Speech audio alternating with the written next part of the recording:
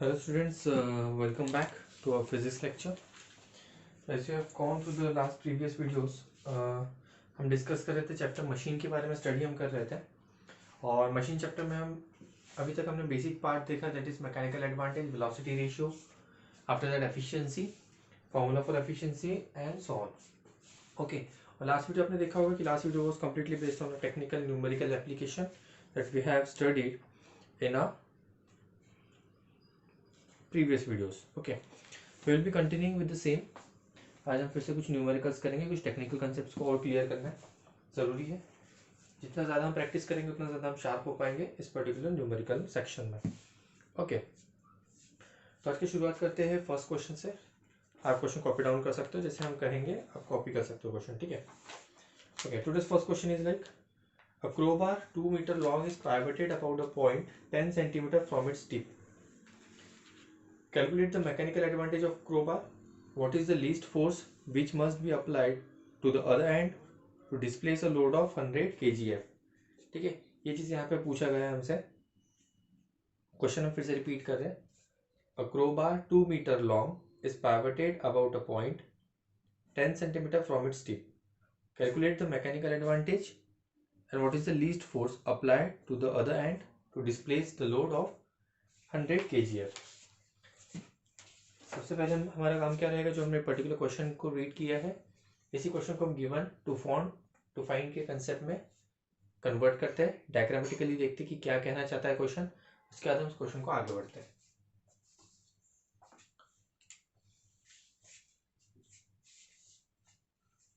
Okay, तो question में कहा है कि 2 मीटर लॉन्ग क्रोबार है। क्रोबार कैसा होता है, कुछ पर्टिकुलर एक मशीन, एक सिंपल मशीन विथ इस तरीके से क्रोबार दिया है, ठीक है। एक बार होता है क्रोबार,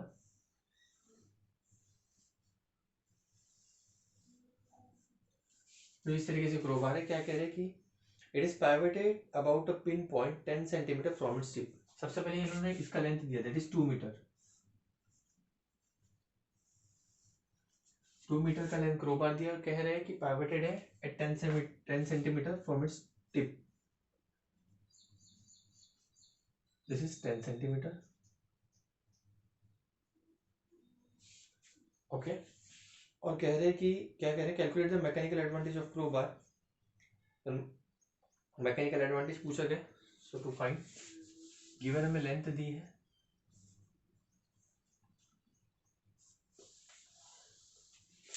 यहाँ पे एक लोड है, that is late us consider this load, it is of 100 kgf। 100 kgf, ठीक है। ओके, तो क्या क्या गिवन है, हम जो सबसे पहले देखते हैं। अब पूछ रहे कि भाई एफर्ट कितना लगाएंगे, तो एफर्ट इस एंड पे हम लगाते हैं। एफर्ट हम अप्लाई करेंगे इस डायरेक्शन में, ऊपर की तरफ, यहाँ पे लोड रहेगा नीचे की तरफ, डाउनवर्ड डायरेक्शन।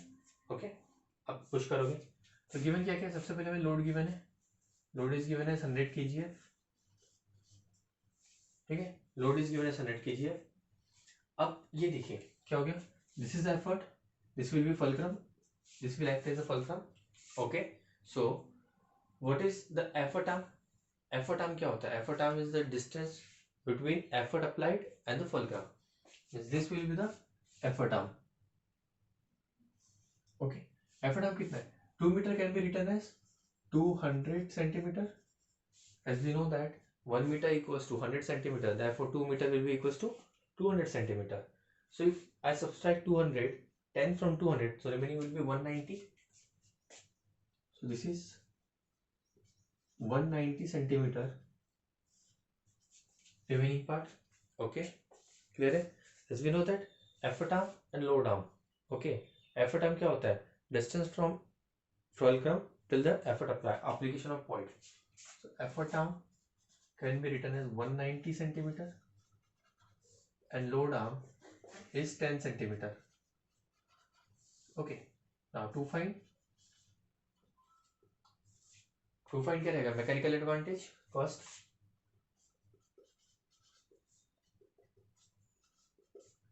एंड सेकेंड हमें फाइंड करना है एफर्ट। अब मैकेनिकल एडवांटेज बहुत आसान है। आप देखिए यहाँ पे आप क्या कर सकते हैं, यहाँ पे हम यूनिट कन्वर्जन भी कर सकते हैं, दैट इज 190 सेंटीमीटर को हम मीटर में कन्वर्ट कर सकते हैं और लोड आर्म को भी हम कन्वर्ट कर सकते हैं मीटर में, पर ज़रूरत नहीं है। रीज़न क्या है, आप उसको एक्सटेंड मत कीजिए कैलकुलेशन को। व्हाट इज द रीज़न, हम क्यों उसका सर सिंप्लीफाई क्यों नहीं कर रहे, हम उसे कन्वर्ट मीटर में क्यों नहीं करें, जबकि ऐसा यूनिट तो मीटर में होता है। There is no need, because यहाँ पे हमें पता है कि mechanical advantage does not have any unit, तो यूनिट वहाँ पे कैंसिल होगा। इधर आप उसे मीटर में सॉल्व कीजिए या सेंटीमीटर में सॉल्व कीजिए, दोनों केस में आपका आंसर सेम ही आएगा। ठीक है, तो हम विदाउट कन्वर्जन जाएंगे, without conversion, without converting the centimetre into metre, will be solving directly for the calculation of mechanical advantage.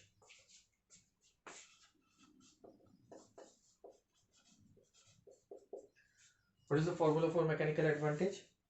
Mechanical advantage is effort arm upon load arm.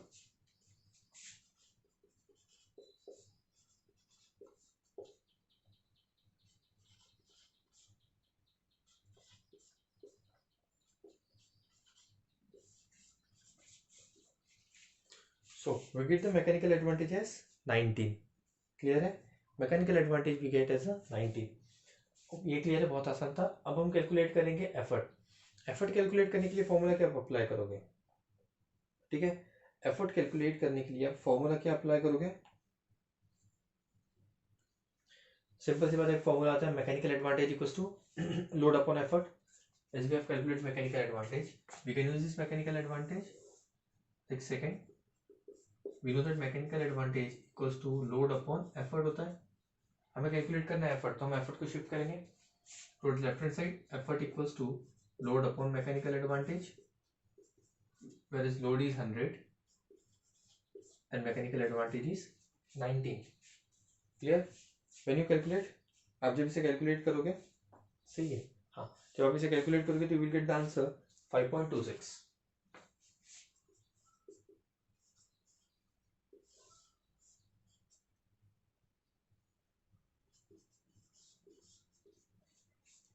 Answer will be 5.26। बहुत आसान था। ठीक है, clear है mechanical advantage किस तरीके से calculate किया जाता है?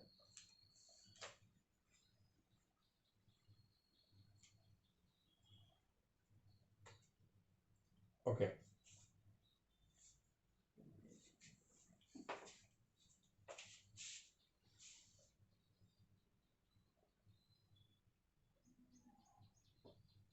ओके, तो ये था हमारा सिंपल क्वेश्चन। अब आगे के क्वेश्चन देखते हैं हम फिर से।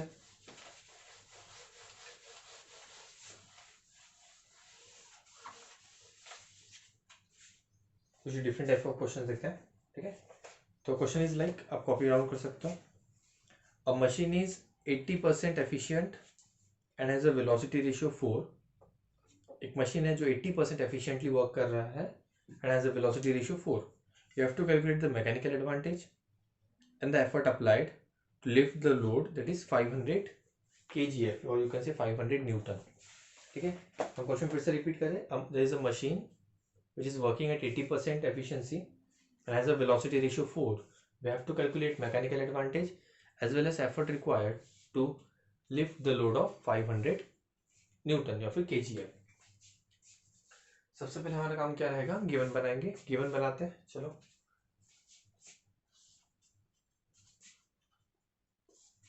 क्या था क्वेश्चन में? एफिशिएंसी 80%।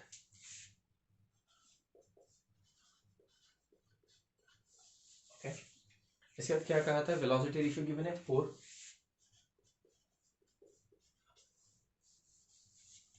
और क्या कहते हैं? Load, load was given 500।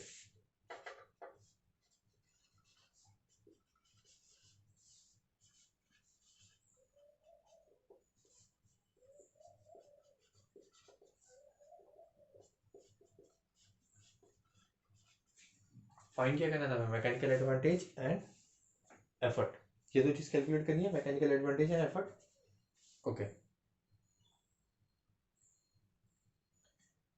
ठीक है, तो कैसे सॉल्व करेंगे? अब यहाँ पे देखिए, अब क्या दिया है? एफिशिएंसी दिया है, वेलोसिटी रेशियो दिया है। क्या मैकेनिकल एडवांटेज निकाल सकते हैं? तो आंसर इज यस। सो यहाँ पे एक डायरेक्ट रिलेशनशिप बनता था, जहाँ पे हमने एक फॉर्मूला पढ़ा था, efficiency equals to mechanical advantage upon velocity ratio. याद आ रहा होगा सभी को, हम डायरेक्ट फॉर्मूला अप्लाई कर सकते हैं यहाँ पे।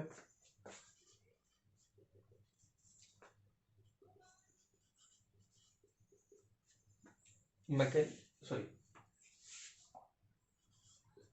efficiency equals to mechanical advantage upon velocity ratio, and efficiency is in percentage.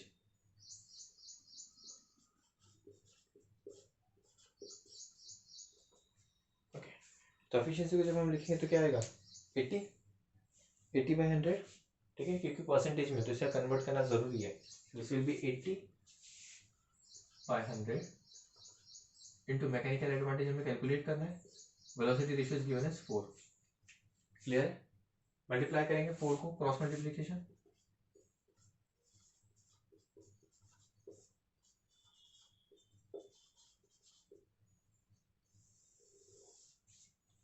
Clear है? यहाँ तक 4 से कट करते हैं.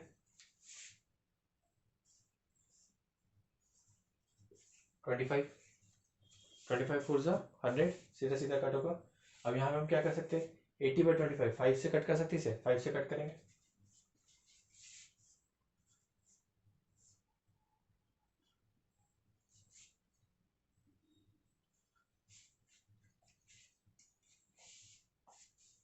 फाइव 16 तक क्या और कट होता है, 16/5 आएगा. तो मैकेनिकल एडवांटेज भी 16/5. इसे अगर हम डेसिमल में सॉल्व कर देते तो बन जाएगा 3.2.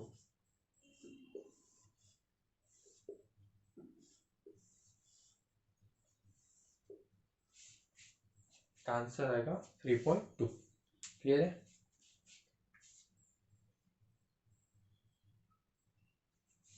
क्लियर? यहाँ तक एफिशिएंसी जब गिवन होती है, वेलोसिटी रेशियो गिवन है और लोड गिवन है, तो कैसे कैलकुलेट किया जाता है. अब हमें कैलकुलेट करना है एफर्ट. अभी तो बहुत आसान हो जाएगा सर, क्योंकि एफर्ट हमें मैकेनिकल एडवांटेज गिवन है.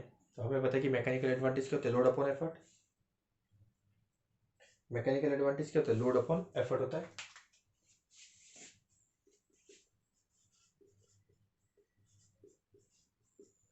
हम मैकेनिकल एडवांटेज में रेशियो का इस्तेमाल करेंगे 16/5, ठीक है, for calculation purpose.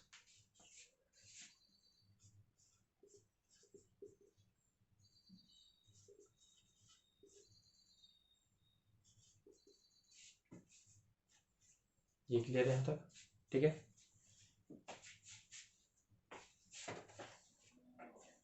Okay,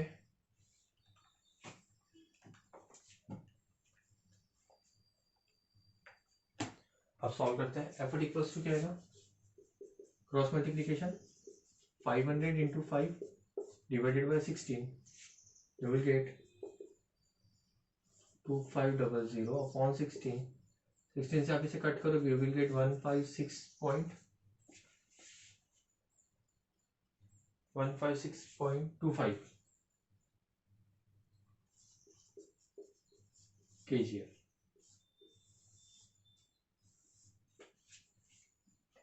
So this is the way how you solve the question when you have efficiency, velocity ratio and load, and you have to find the mechanical advantage and effort. बहुत simple numericals होते हैं. कुछ basic सिर्फ formulas है, जैसे mechanical advantage equals to load upon effort, and when it comes to arm pattern that will be effort arm upon load arm. ठीक है. Efficiency होता है mechanical advantage upon velocity ratio. और कोई फॉर्मूला हमने पढ़ा है यहाँ पे? ओके. वेलोसिटी रेशियो क्या होता है, distance travel by the load and effort. ठीक है, ये सारी चीज़ें बहुत बेसिक है.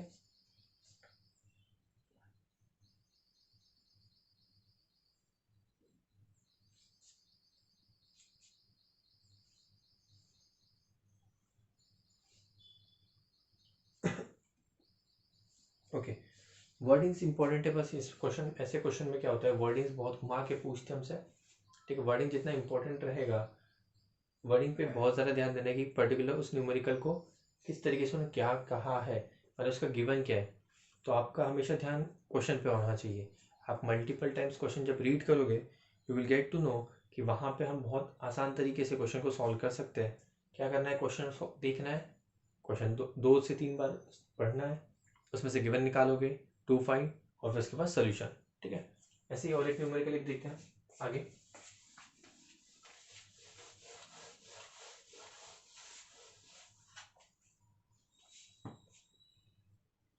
ओके, न्यूमेरिकल क्या कह रहा है ये देखते हैं. A effort of 100 newton is applied through 0.6 meter on a machine whose efficiency is 90% such that resistance is overcome through 0.05 meter. Okay, question हम फिर से रिपीट कर रहे हैं. An effort of 100 Newton is applied through 0.5 meter on a machine whose efficiency is 80% such that is overcome through 0.04 meter.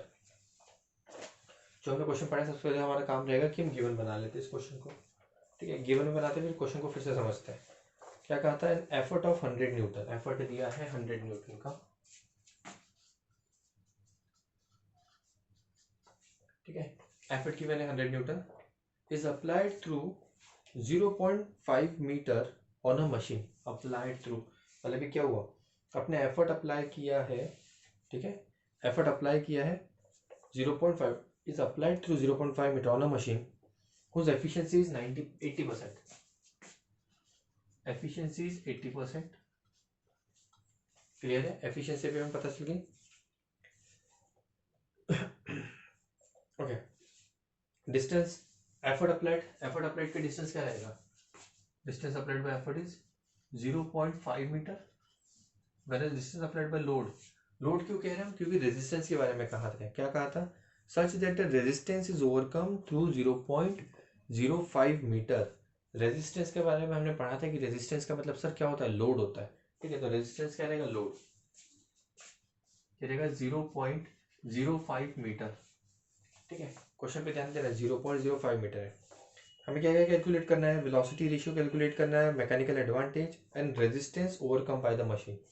ध्यान दीजिए, first है mechanical advantage, second is velocity ratio and third is resistance.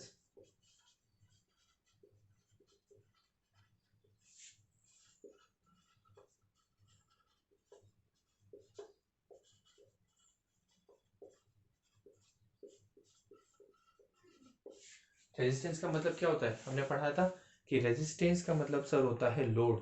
तो कहीं पे भी अगर किसी question में, ठीक है, मशीन के क्वेश्चन में अगर आपको रेजिस्टेंस का वर्ड दिखाई देता है तो resistance will tell you about the load. जैसे कि यहाँ पे क्वेश्चन में कहा है such that the resistance is overcome through 0.05 metre. मतलब जो रेजिस्टेंस है उसने ओवरकम किया है 0.05 मीटर. ठीक है, और ये क्या होता है? ये तो लेंथ ही है ना, तो डिस्टेंस ही रहेगा 0.05. लेंथ के बारे में बात हो रही है, तो जिसे ध्यान रखना है. 0.05 कहा है इसका मतलब ये रेजिस्टेंस कहा है, इसका मतलब ये क्या होगा? लोड होगा. ठीक है, कंफ्यूजन क्रिएट नहीं करना. ओके, वन बाय वन हम सॉल्व कर सकते हैं. सॉल्व करते हैं.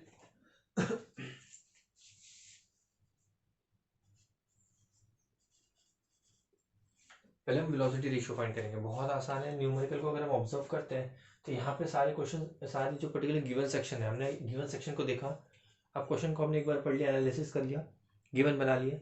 अब हम गिवन को देखते हैं तो हमें समझ में आता है कि बहुत आसान है. वेलोसिटी रेशियो क्या होता है? First formula, distance travelled upon effort upon distance travelled by load. Distance travelled by effort upon distance travelled by load होता है वेलोसिटी रेशियो. है ना? तो कितना आंसर आएगा? 0.05 अपॉन लोड कितना है? 0.05. डेसिमल को शिफ्ट करेंगे राइट की तरफ, डेसिमल को शिफ्ट करेंगे. ठीक है, तो क्या हो जाएगा?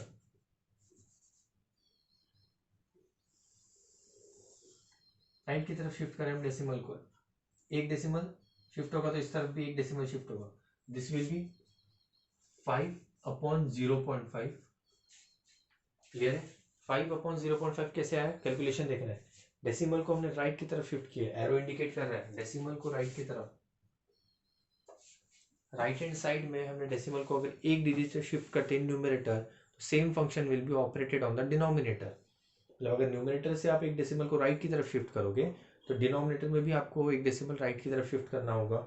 जब हम करते हैं तो देखिए न्यूमरेटर में 5 बन जाएगा और डिनोमिनेटर में 0.5. क्लियर? ओके, अब अभी भी हमारे पास डेसिमल है. हम क्या करेंगे? डेसिमल को डिनोमिनेटर में जो डेसिमल है उसको फिर से एक बार राइट की तरफ शिफ्ट करेंगे.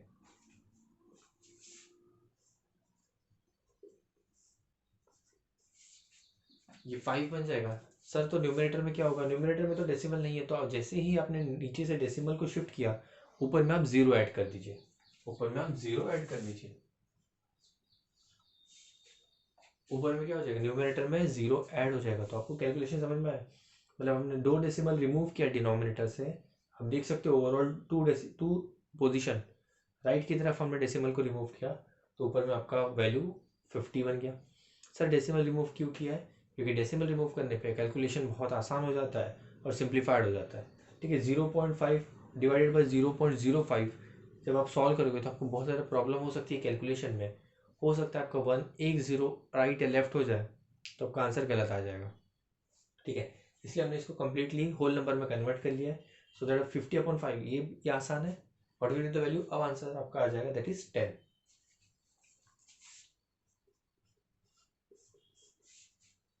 सो वेलोसिटी रेशियो क्या आएगा, वेलोसिटी रेशियो आएगा 10। क्लियर है यहाँ तक? ओके, अब आगे बढ़ते हैं। सेकंड क्या आएगा, मैकेनिकल एडवांटेज। कैलकुलेशन समझ में है ना, 0.05 डिवाइडेड बाई 0.05। ना मैकेनिकल एडवांटेज क्या होता है, मैकेनिकल एडवांटेज के लिए सर पर्टिकुलर कुछ दो फॉर्मूला था, लोड अपॉन एफर्ट। सर यहाँ पे लोड तो दिखाई नहीं दे रहा है, ठीक है, effort arm upon load arm, sir arm भी नहीं दिखाई दे रहा है, पर यहाँ पे एफिशिएंसी दिखाई दे रही है हमें, हमारे पास एक एफिशिएंसी गिवन है, तो एफिशिएंसी का जो हिंट है वो इस्तेमाल करेंगे।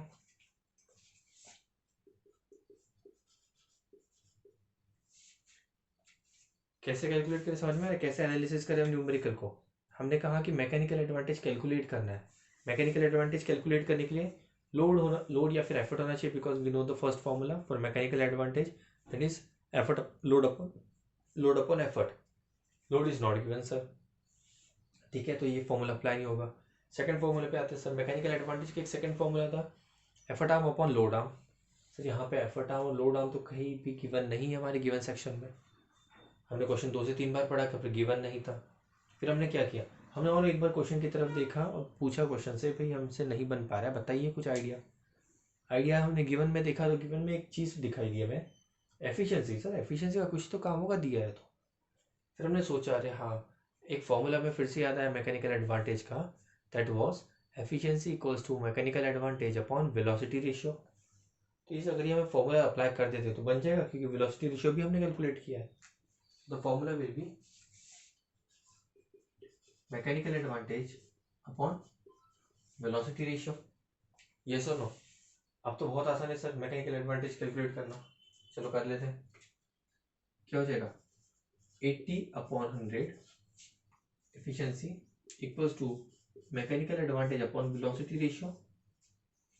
वेलोसिटी रेशियो को क्रॉस मल्टीप्लाई कर देते हैं, ठीक है, लेफ्ट की तरफ शिफ्ट कर दे तो ये हो जाएगा 80/100, velocity ratio is 10, mechanical advantage कुछ इस तरीके से बन जाएगा मैकेनिकल एडवांटेज। ठीक है, आसानी कटिंग करने में, 10 से ही कटेगा 8 टाइम्स, ऐसा नो, 10 10 से 100 और 10 से फिर कटेगा 8 टाइम्स, तो मैकेनिकल एडवांटेज इज 8।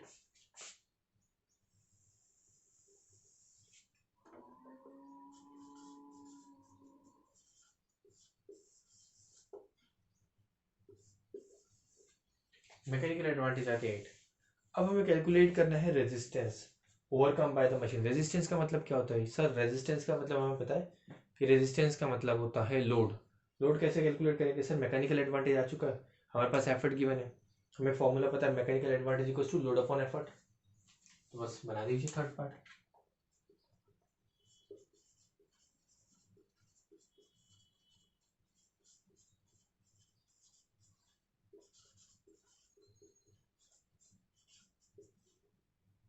लोड हमें कैलकुलेट करना है, तो ये हो जाएगा mechanical advantage into effort, mechanical advantage is 8, effort is 100 newton, so load will be 800 newton, load will be 800 newton. Clear है यहाँ तक, समझ में आया कि लोड 800 न्यूटन कैसे कैसे कैलकुलेशन किया हमने? क्लियर है सभी को, आसान समझ में आ रही है चीज़ें, है ना, क्लियर है, बहुत सिंपल है, बहुत सिंप्लीफाइड वे में हम बता रहे हैं आपको, ठीक है। चलो और कुछ न्यूमेरिकल देखते हैं।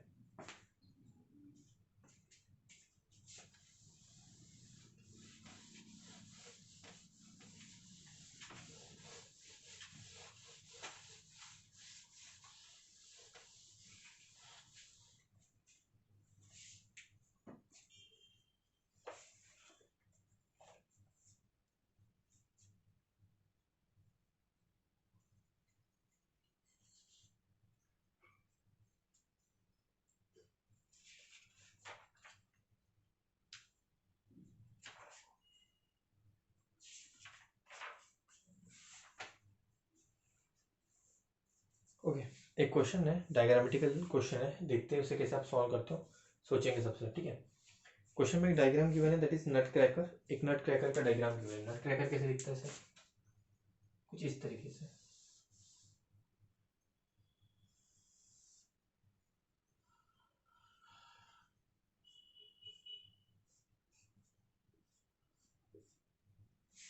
तो इस तरीके से आपका नट क्रैकर होता है।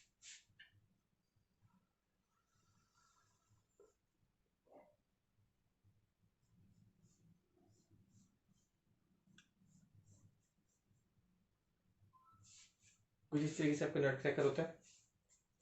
क्वेश्चन में गिवन है डिस्टेंस बिटवीन, जो फलक्रम है, फलक्रम कहाँ पर रहेगा? This is the fulcrum F. What is this? ये क्या रहेगा? Nut will behave as a load, तो ये रहेगा लोड सेक्शन, और ये रहेगा एफर्ट सेक्शन। नट को हमें ऐसे पकड़ना है, इसे प्रेस करना है, मतलब नट हम ब्रेक करने वाले हैं। ठीक है, यहाँ पे हमें गिवन है कि ये 12 सेंटीमीटर है and remaining part is given as 24 centimetre.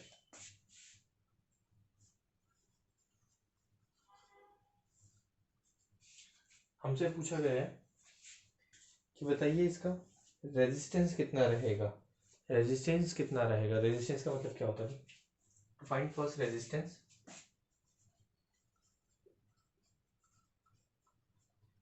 Second mechanical advantage, third velocity ratio, okay, fourth you can find efficiency. अब एफिशिएंसी फाइंड कीजिए, और क्या फाइंड कर सकते हैं हम?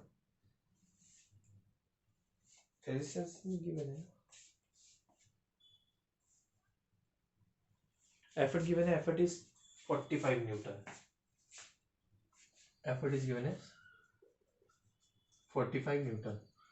इतनी सारी चीज आपको कैलकुलेट करनी है, each and everything, load, mechanical advantage, velocity ratio, resistance and each and everything. Okay, अब यहाँ पे सर हम कैलकुलेट कैसे करेंगे रेजिस्टेंस? लोड कैसे डायरेक्ट कैलकुलेट होगा?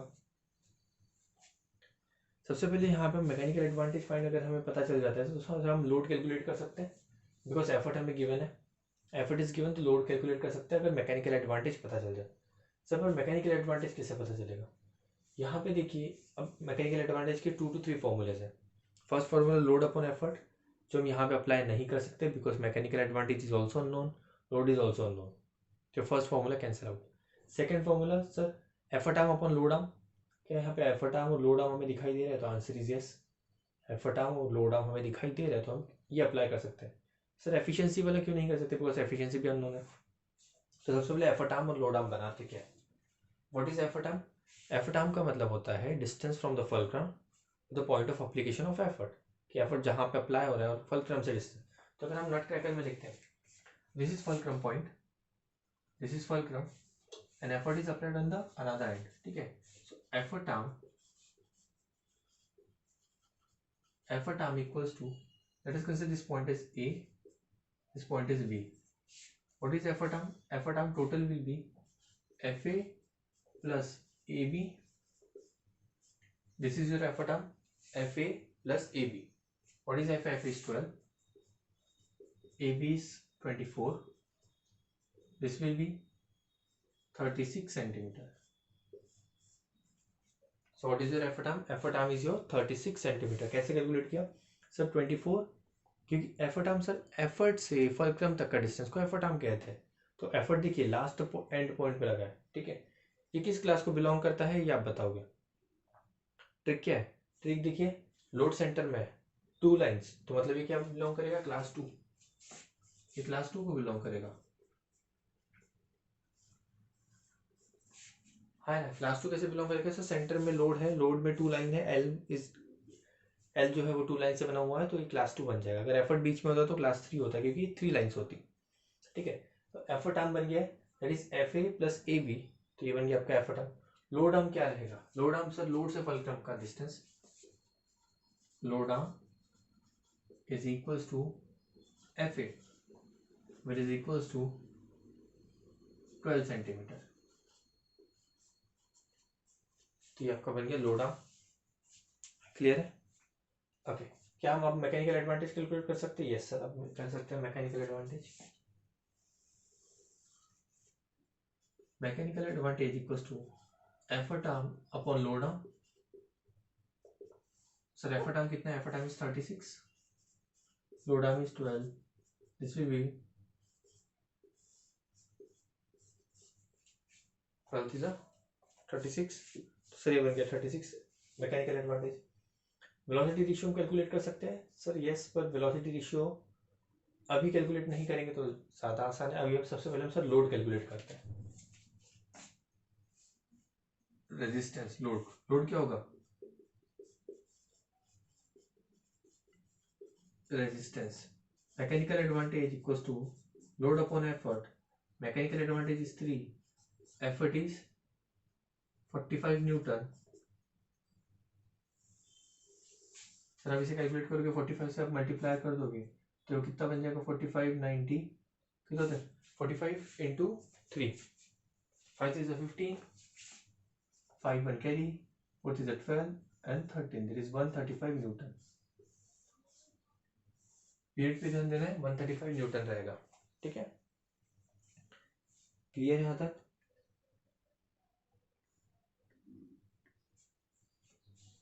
अब रेजिस्टेंस भी आ गया sir. Velocity ratio, sir distance travel का तो कुछ दिया नहीं है, वेलोसिटी रेशियो कैसे कैलकुलेट करेंगे? ठीक है, वेलोसिटी रेशियो बेटा कैसे कैलकुलेट करेंगे ये बताओगे? वेलोसिटी रेशियो के कुछ फॉर्मूलेस थे, दैट इज वेलोसिटी रेशियो यहाँ पे नहीं निकल पाएगा, है ना। वेलोसिटी रेशियो के लिए कुछ गिवन नहीं है। डिस्टेंस ट्रेवल्ड बाय एफर्ट और डिस्टेंस ट्रेवल्ड बाय लोड भी नहीं गिवन है, क्योंकि एफर्ट आ गया, तो वेलोसिटी रेशियो नहीं है। ठीक है, क्या एफिशिएंसी आ सकती है? सर एफिशिएंसी क्या होता है? एफिशिएंसी भी नहीं आ पाएगी, क्योंकि एफिशिएंसी के लिए sir mechanical advantage upon velocity ratio चाहिए। मैकेनिकल एडवांटेज वेलोसिटी रेशियो नहीं है। ठीक है, यहाँ तो आपको वेलोसिटी रेशियो कंसीडर करना होगा। फिर work output upon work input, sir work output भी नहीं है, because work done equals to क्या होता है? Work done equals to force into displacement, तो ये भी नहीं है, तो ठीक है एफिशिएंसी भी नहीं निकल पाएगी। पर इफ यू कंसीडर कि यहाँ पे velocity ratio, late us consider velocity ratio is 4, late us consider velocity ratio is 4, तो क्या मैकेनिकल एडवांटेज आएगा? सॉरी, एफिशिएंसी निकल पाएगी? आंसर इज यस सर, अब एफिशिएंसी आ जाएगी। ठीक है, क्वेश्चन में चेंजेस है, क्वेश्चन में थोड़ा ऑब्जर्व करोगे, क्वेश्चन में कुछ चेंजेस है। क्वेश्चन में ये चेंजेस है कि हमने वेलोसिटी रेशियो को भी गिवन में कंसीडर किया है। लेट अस कंसीडर कि वेलोसिटी रेशियो इज 4, तो what will be the efficiency? सब बहुत आसान है, एफिशिएंसी को calculate, efficiency equal to sir mechanical advantage upon velocity ratio. ठीक है, क्या रहेगा? Mechanical efficiency, mechanical advantage is 3, ये रहेगा 4। 3/4 क्या होता है? 3/4 क्या होगा? What is the decimal? हमें परसेंटेज में कन्वर्ट करना है ना। 3 डिवाइडेड बाई 4 क्या होगा? It will be 0.75, 0.75। परसेंटेज में कन्वर्ट करना है तो आप क्या करोगे? इसे multiply by 100, efficiency equals to 0.75 into 100, this will be 75%। जब आप एफिशिएंसी कैलकुलेट करते हो तो एफिशिएंसी हमेशा परसेंटेज में कैलकुलेट होती है, ये हमें पता होनी चाहिए। हमने हर न्यूमेरिकल में देखा है कि efficiency is always calculated in percentage. सो आपका क्या रहेगा पर्टिकुलर सेक्शन कि एफिशिएंसी को आप डिवाइड करोगे, वेलोसिटी रेशियो इस तरीके से मल्टीप्लाई करोगे 100 से, ओके, और इसे परसेंटेज में कन्वर्ट करोगे। ये चीज़ें ध्यान रखना इंपॉर्टेंट है। ओके, चलो एक लास्ट न्यूमेरिकल करते, बहुत इंपॉर्टेंट सा न्यूमेरिकल है।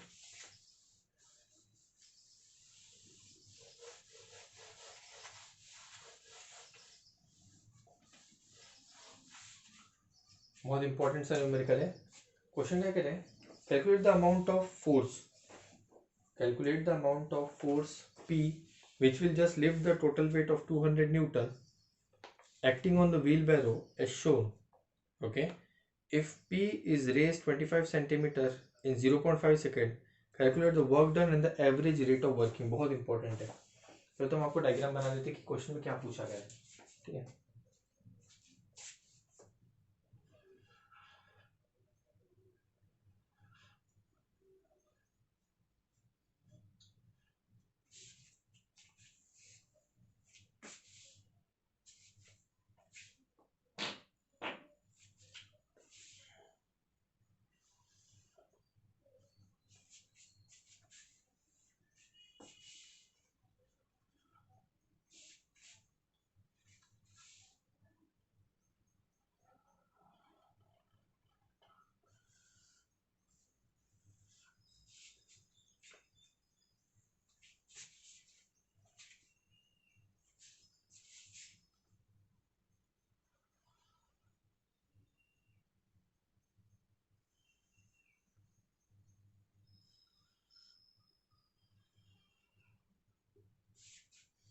कुछ इस तरीके से आपको व्हील बैरो गिवन है। ठीक है, कुछ इस तरीके से व्हील बैरो गिवन है। This is your road,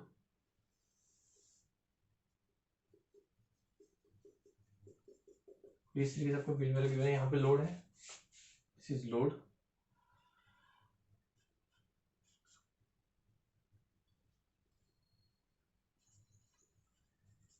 okay, question में ध्यान दे रहे हैं। This is load which is given as 200 newton. Okay, P is given as over here P, this handle, यहाँ पे P given है, which is work as an effort. Okay, और जो distance given है, ये distance, this is distance given.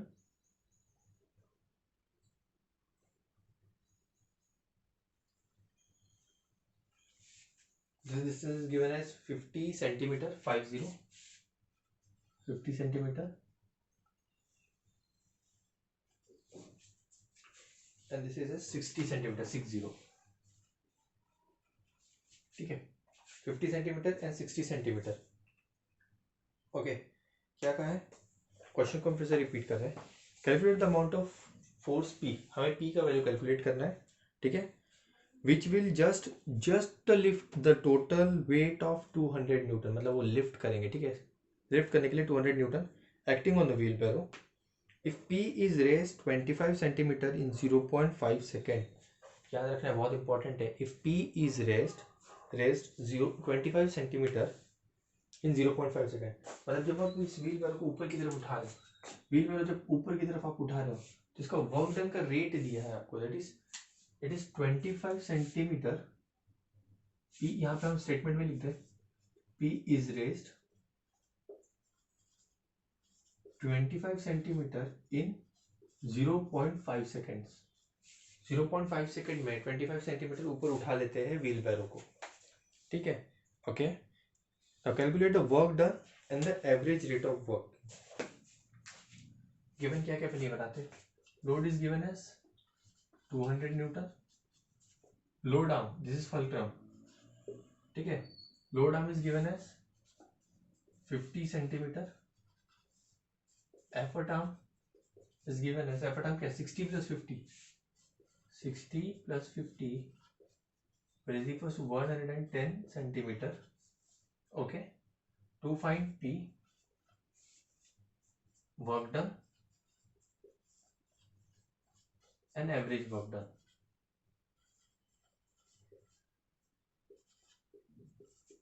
Work done and average work done. ठीक है, clear है। वर्क डन फाइंड करने के लिए हमें पता है वर्क डन क्या होता है, फोर्स इनटू डिस्प्लेसमेंट। तो पहले तो हमें फोर्स के कैलकुलेट करना पड़ेगा, फोर्स हमने कितना अप्लाई किया, दैट इज P। तो कैसे अप्लाई करेंगे, P कैसे अप्लाई कर सकते हैं, देखो एफर्ट, लोड आर्म और एफर्ट आर्म दिया है तो इससे कैलकुलेट हो जाएगा। ठीक है,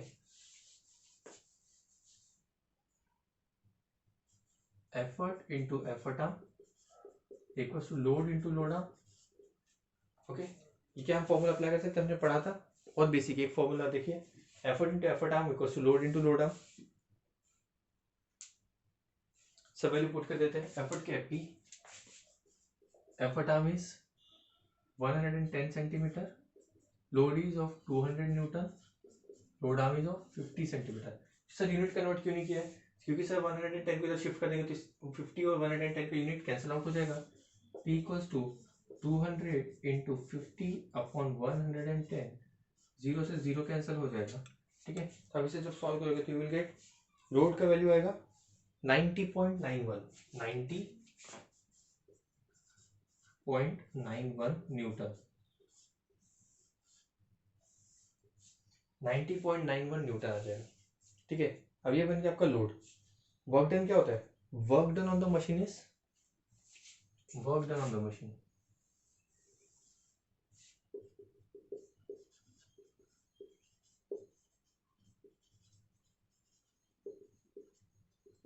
sir force into displacement.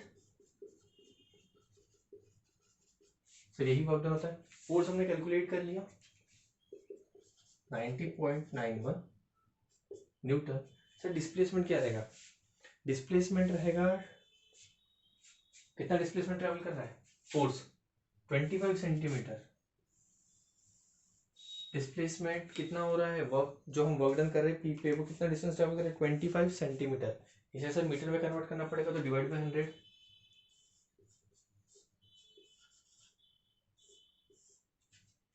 Divide by 100 क्यों किया है, to convert centimetre into metre, because 90.91 is in metre Newton.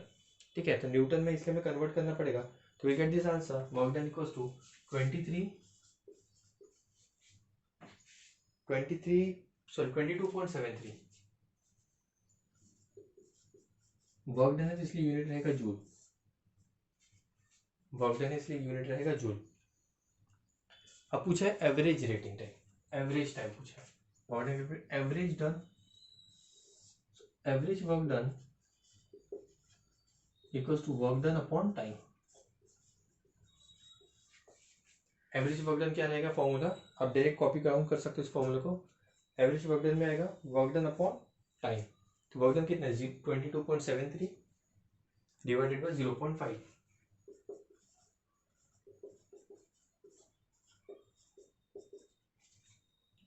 आपका आंसर बन जाएगा 45.46, 45.46 average rate of working, actually average rate of working है।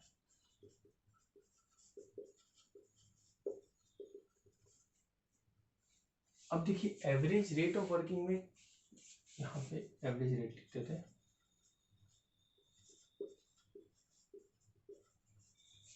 आपको कुछ एवरेज रेट ऑफ वर्किंग का फॉर्मूला देखे कुछ याद आ रहा है, work done upon time. Sir work done upon time तो पावर होता है, work done upon time power होता है, ये देखिए work done upon time. Sir मतलब एवरेज रेट ऑफ वर्किंग का मतलब इन्होंने हमसे पावर पूछा था।